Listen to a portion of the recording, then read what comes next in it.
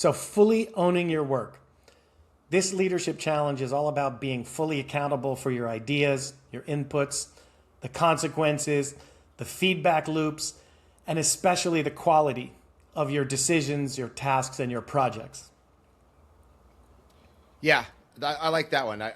Well, the expressions come to mind were like, no risk it, no biscuit kind of thing. Like, what does it look like to really lean into that and that confidence? So, what does it feel like when somebody is struggling this? What can they I'd look to identify in their own sort of feelings and behavior that indicates that this leadership challenge is a core issue for them? I mean, really, it's straight fear. Like, if I am fully accountable, then my job is at risk. I mean, and this is often a one-to-one. What they don't realize is the more you get promoted, the higher you go in an organization, the more breathing room you have to take risks.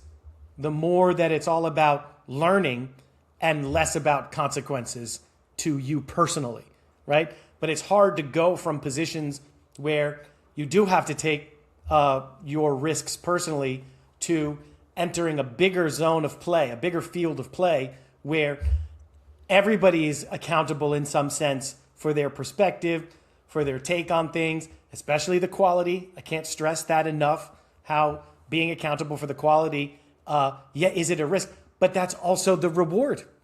So, if you're constantly thinking, well, yes, risk, but also reward, you're going to have an easier time. And if that works for you, perfect. Continue to do things that way. The problem is it very often does not work for us because like around 70% of our brain is just constantly trying to keep us safe, not thinking about those visionary things that can get us something, but thinking about how to make sure I don't lose something that I have. Yeah. And again, what makes this such a great core leadership challenge is we see this all the time with somebody going from a very high level individual contributor role to be now becoming a team lead. And now the challenge is their work isn't just what they've done. It's what their team has done. So how do you fully own your work when your work is now different than what it used to be? But we also see this when VPs are moving up into the C-suite. All of a sudden now their work is a whole division as opposed to a department. And that same challenge of how do you fully own your voice in this new role can surface just as easily there as it did, 35 years ago when they became, manager, when they had the little name tag for that first time.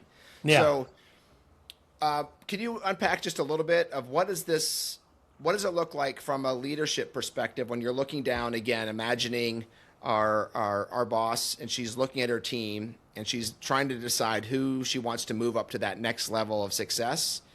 What is she seeing when she's looking at somebody who's stuck on the wrong side of this fully owning your voice, or fully owning your work, fully owning your work leadership challenge? I mean, hot off the presses. I've had earlier today, I had 3 coaching sessions.